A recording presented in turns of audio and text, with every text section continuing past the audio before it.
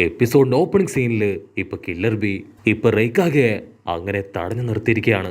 ആ ഗ്യാപ്പിൽ കുട്ടപ്പൻ അവൻ ബാറ്റിൽ ഫീൽഡ് നോക്കി ഇപ്പൊ മുൻപോട്ട് കുതിച്ചു പായും. അത് കണ്ട റെയ്ക്കാകെ ആള് ചാടി വന്ന് ലൈറ്റ്നിങ് പവർ ഉപയോഗിച്ച് കുട്ടപ്പനെ അടിച്ചു താഴെയിടും. അത് കണ്ട കില്ലർ ബി അവൻ ചാടി വന്ന് റെയ്ക്കാകെ തട്ടി താഴെയിട്ട് അങ്ങനെ ചുരുട്ടി പിടിക്കും. റെയ്ക്കായ്ക്ക് കാലി കയറി ഇപ്പൊ കില്ലർ ബിയോട് പറയും, നിന്നോട് ഞാൻ ഒരുപാട് വട്ടം പറഞ്ഞു എന്നെ തടയാൻ ശ്രമിക്കരുതെന്ന്, എന്നിട്ട് വീണ്ടും വീണ്ടും നീ അതന്നെ ചെയ്യാണോ? റെയ്ക്കാക കില്ലർ ബിയെ തട്ടി മാറ്റി ഇപ്പൊ കുട്ടപ്പനെ ലോക്ക് ചെയ്ത് രണ്ടുപേരെയും താഴേക്കിടും. എന്നിട്ട് നിലവിളിച്ച് ഇപ്പൊ ഹൊക്കാഗെ ആന്റിയോട് പറയും, നിങ്ങളിത് കാണുന്നില്ലേ? വെറുതെ നോക്കി നിൽക്കാതെ എന്നെ വന്ന് ഹെൽപ്പ് ചെയ്യ്. ഇപ്പൊ ഇവരെ തടഞ്ഞില്ലെങ്കിൽ പിന്നീട് വലിയ അപകടം ഉണ്ടാവും. ഹൊക്കാഗെ അത് കേട്ടിട്ട് ഇപ്പൊ ഒരു ഫ്ലാഷ് ബാക്കിലേക്ക് പോവും.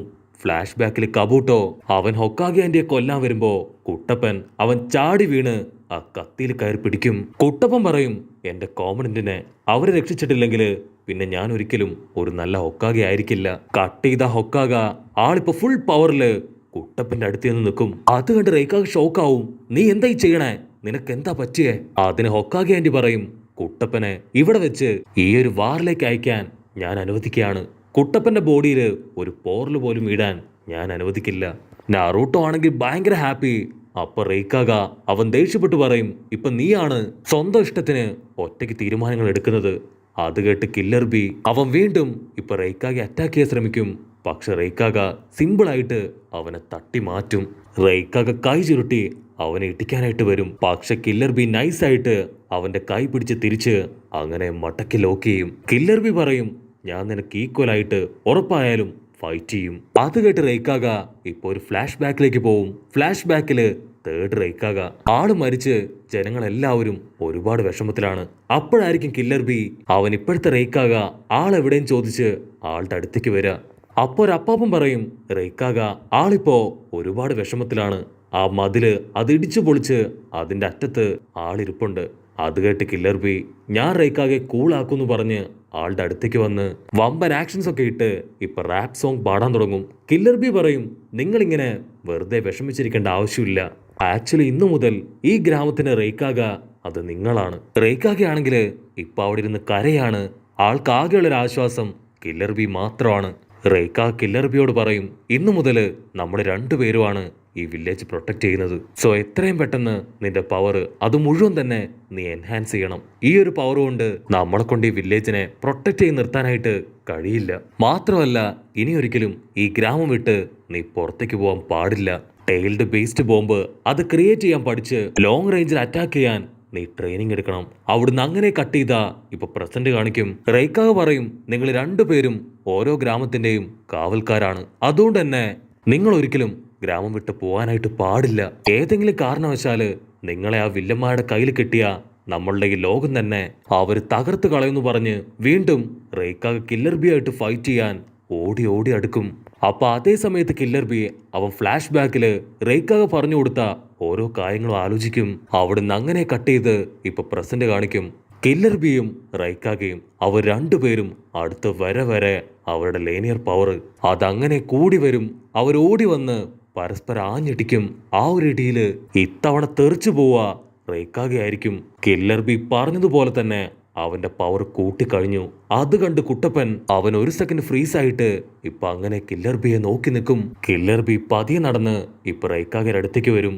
കില്ലർ ബി പറയും, ഞാൻ നിനക്ക് തന്ന വാക്ക് അത് പാലിച്ചിരിക്കുകയാണ്.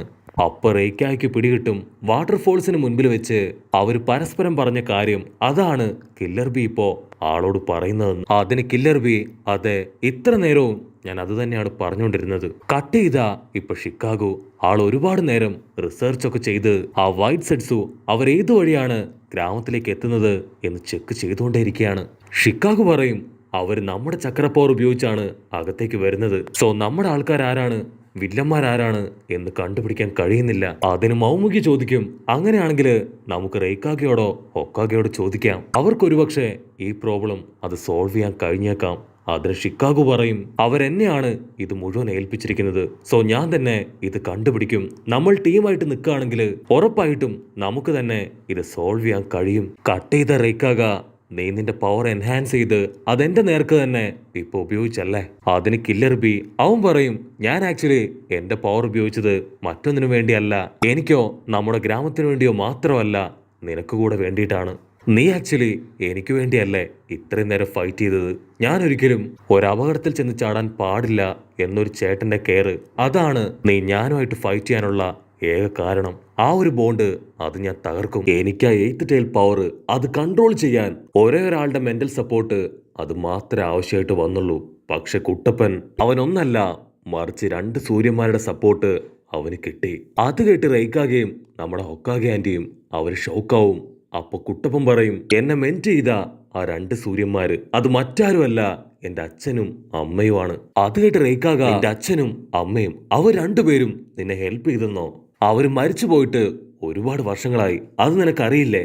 അതിന് കുട്ടപ്പൻ, ഞാൻ ആ 9 ടൈലിന്റെ പവർ അത് കൺട്രോൾ ചെയ്യുന്ന സമയത്ത് എന്റെ പപ്പ എന്നെ സഹായിച്ചു. മാത്രമല്ല അതിനുശേഷം അമ്മയാണ് ഒരുപാട് കാര്യങ്ങൾ എനിക്ക് പറഞ്ഞു തന്ന് ആ 9 ടൈലിനെ കൺട്രോൾ ചെയ്യാൻ എന്നെ സഹായിച്ചത്. അങ്ങനെ സഹായിച്ചിട്ടില്ലായിരുന്നെങ്കിൽ ഒരിക്കലും എനിക്ക് 9 ടൈലിനെ കൺട്രോൾ ചെയ്യാൻ കഴിയില്ലായിരുന്നു. എന്റെ അമ്മയാണ് എല്ലാ കാര്യങ്ങളും എനിക്ക് പറഞ്ഞു തന്നത്.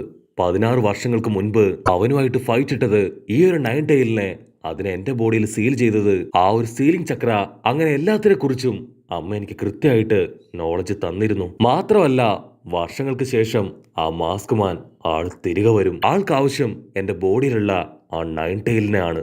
അതിനെ നഷ്ടപ്പെടാതിരിക്കാനാണ് സ്പെഷ്യൽ സീലിംഗ് എന്റെ ബോഡിയിൽ ഉപയോഗിച്ചിരിക്കുന്നത്. മാത്രമല്ല അവനെ തടയാൻ എന്നെ കൊണ്ട് മാത്രമേ കഴിയൂ. അത് കേൾക്കുമ്പോ ഇപ്പൊ ഹൊക്കായ്ക്ക് മനസ്സിലാവും, ആ ഒരു ടെക്ടോഗ്രാം സീല്, ആ ഒരു സീല് മിനട്ടോ വെക്കാൻ കാരണം ഇതുകൊണ്ട് തന്നെയാണ്. മാത്രമല്ല ആ ഒരു ടെക്ടോഗ്രാം സീലിന്റെ കീ അത് ജിറയ മാമനെയാണ് മിനട്ടോ ഏൽപ്പിച്ചത്.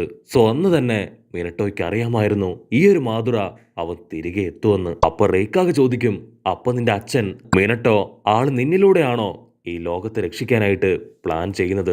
അതിന് കുട്ടപ്പൻ പറയും, എന്റെ അച്ഛനും അമ്മയും 16 വർഷങ്ങൾക്ക് മുൻപ് വലിയൊരു ആപത്തിൽ നിന്ന് ഈ ലോകത്തെയും ലീഫ് വില്ലേജിനെയും രക്ഷിച്ചിരുന്നു. എന്റെ അച്ഛനും അമ്മയ്ക്കും ജിറയ മാമനും ഉറപ്പാണ് ഞാൻ ഈ ലോകത്തെ രക്ഷിക്കുമെന്ന്. ഈ ഒരു 9 ടൈലിനെ അതിനെ കൺട്രോൾ ചെയ്യാനും എന്നെ കൊണ്ട് മാത്രമേ കഴിയുമെന്ന് അവർക്ക് നല്ല ബോധ്യം ഉണ്ടായിരുന്നു. അതുകൊണ്ടാണ് ഇതെല്ലാം തന്നെ എനിക്കായി മാറ്റിവെച്ച് അവരിവിടുന്ന് പോയത്. അത് കേട്ട് ഹൊക്കാഗെ ആന്റി ആളിപ്പോ റെയ്ക്കാഗയോട് പറയും, ദയവ് ചെയ്ത് ഞാൻ പറയുന്നത് നീ കേൾക്കണം. നീ കുട്ടപ്പനെ കൊന്നു കളഞ്ഞ ഉറപ്പായിട്ടും ആ 9 ടൈല് അത് പുറത്തേക്ക് വരും. അത് പുറത്തേക്ക് വന്നു കഴിഞ്ഞ ഉടനെ മാതുറ അവൻ ഓടി വന്ന് അതിനെ സ്വന്തമാക്കും. സോ ദയവ് ചെയ്ത് ഞാൻ പറയുന്നത് നീ മനസ്സിലാക്കണം. നറൂട്ടോ കുട്ടപ്പൻ അവനെ കൊണ്ട് മാത്രമേ ഇനി ഷിനോബി വേൾഡിനെ രക്ഷിക്കാനായിട്ട് കഴിയൂ. ഞങ്ങൾ എല്ലാവരും അവന്റെ കൂടെ തന്നെ ഉണ്ട്. അതിന് കില്ലർ ബി പറയും, അതെ, അവനെ കൊണ്ട് മാത്രമേ ഇനി എന്തെങ്കിലും ചെയ്യാൻ കഴിയൂ. അവന് ഫുൾ സപ്പോർട്ടായിട്ട് ഞാനും അവന്റെ കൂടെ തന്നെ ഉണ്ടാവും. അത് കേൾക്കേണ്ട താമസം ഇപ്പൊ റെയ്ക്കാക അവ കൈ ചുരുട്ടി കില്ലർ ബിയെ ഇടിച്ചു തെറിപ്പിക്കും. റെയ്ക്കാക ഫുൾ സ്പീഡില് ഇപ്പൊ അങ്ങനെ എഴുന്നേറ്റ് നിൽക്കും. അത് കാണുമ്പോ കില്ലർ ബിക്ക് മനസ്സിലാവും, റെയ്ക്കാക ആളിപ്പോ ആളുടെ ഹൈ സ്പീഡിലേക്ക് പോയിരിക്കുകയാണ്. അവന്റെ ഉദ്ദേശം കുട്ടപ്പനെ കൊല്ലുക എന്നത് തന്നെയാണ്. ഒക്കാകയുടെ ഹാർട്ട് ബീറ്റ് അത് കൂടി വരും. ഉറപ്പായിട്ടും അവൻ കുട്ടപ്പനെ കൊല്ലും. ഇനി എന്റെ മുൻപിൽ വേറെ വഴിയില്ല. ഇതാണ് കറക്റ്റ് സമയം. ഞാനും കളത്തിലിറങ്ങാൻ സമയമായി. കുട്ടപ്പൻ പറയും, ലേഡി ഹൊക്കാഗെ നിങ്ങൾ മാറിക്കോ, ഇത് ഞാനും റെയ്ക്കാഗയും തമ്മിലുള്ള ഫൈറ്റ് ആണ്. സോ ദയവ് ചെയ്ത് അതിനിടയിലേക്ക് നിങ്ങൾ വരരുത്. കുട്ടപ്പനും റെയ്ക്കാഗയും അവർ 2 പേരും ഓടി ഓടി വരികയാണ്. അങ്ങനെ ക്ലോസ് എത്തുമ്പോ ഇപ്പൊ റെയ്ക്കാഗ ആള് ഫുൾ പവർ എടുത്ത് കുട്ടപ്പനെ ഇടിക്കും. പക്ഷെ അത് കുട്ടപ്പനല്ല, അവന്റെ ഒരു ക്ലൗൺ ആണ്. നമ്മുടെ ചക്കൻ അവൻ റെയ്ക്കാഗയെ വെട്ടിത്തിരിപ്പിച്ച് ഇപ്പൊ ആ ബാറ്റിൽ ഫീൽഡ് ലക്ഷ്യമാക്കി ഓടിക്കഴിഞ്ഞു. അത് കാണുമ്പോ ഇപ്പൊ റെയ്ക്കാഗയ്ക്ക് ആൾക്ക് വീണ്ടും മിനട്ടോയോ ആയിട്ടുള്ള ആ ഒരു ഫ്ലാഷ് ബാക്ക് ഓർമ്മ വരും. അതില് മിനട്ടോ ആള് റെയ്ക്കാഗയെ കഴിഞ്ഞ സ്പീഡില് മുൻപോട്ട് പോവും. കട്ട് ചെയ്ത പ്രസന്റില് ഇപ്പൊ കുട്ടപ്പനും അവനും റെയ്ക്കാഗയെ തോൽപ്പിച്ച് മുൻപോട്ട് കുതിച്ചു പായും. കില്ലർ ബിയും ഹൊക്കാഗെ ആന്റിയും അവർ 2 പേരും കണ്ണും മിഴിച്ചു നിൽക്കും. അപ്പൊ കുട്ടപ്പൻ അവൻ റെയ്ക്കാഗയോട് പറയും, നിങ്ങൾ ഇപ്പോഴെങ്കിലും എന്നെ വിശ്വസിക്കണം. എന്റെ അച്ഛനും അമ്മയും അവരെന്നെ വിശ്വസിച്ചാണ് ഈ 9 ടൈലിനെ എന്നെ ഏൽപ്പിച്ചിട്ട് പോയത്. ഉറപ്പായിട്ടും അതിനെ ഉപയോഗിച്ച് തന്നെ ഈ ലോകത്തെ ഞാൻ രക്ഷിക്കും. അതിന് റെയ്ക്കാഗ ആള് പറയും, നിന്നെ കാണുമ്പോ എനിക്ക് യെല്ലോ ഫ്ലാഷിനെയാണ് ഓർമ്മ വരുന്നത്. ഇതുവരെ ആരും എന്നെ 2 തവണ തോൽപ്പിച്ചിട്ടില്ല. പക്ഷെ നിനക്കത് കഴിഞ്ഞു.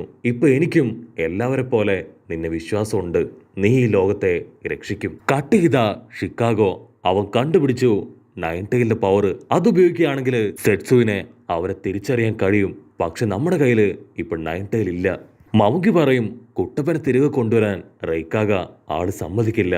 അവിടുന്ന് അങ്ങനെ ബ്ലാക്ക് ഔട്ട് ചെയ്ത ഇപ്പൊ മാതുര അവൻ കളക്ട് ചെയ്ത ആ 7 മോൺസ്റ്റേഴ്സ് അവരങ്ങനെ നിരത്തി നിർത്തിയിരിക്കുകയാണ്. അവരുപയോഗിച്ച് മാതുര ഫൈറ്റ് ചെയ്യാൻ റെഡി ആയിട്ട് നിൽക്കുന്നതോട് കൂടെ ഈ ഒരു എപ്പിസോഡും അവസാനിക്കുന്നു. എപ്പിസോഡ് ഇഷ്ടപ്പെടുകയാണെങ്കിൽ തീർച്ചയായിട്ടും ലൈക്ക് ചെയ്യാനും കമന്റ് ചെയ്യാനും ഷെയർ ചെയ്യാനും മറക്കല്ലേ. അടുത്തൊരു അടിപൊളി എപ്പിസോഡുമായിട്ട് കാണുന്നവരെ it's me with Mallu episode.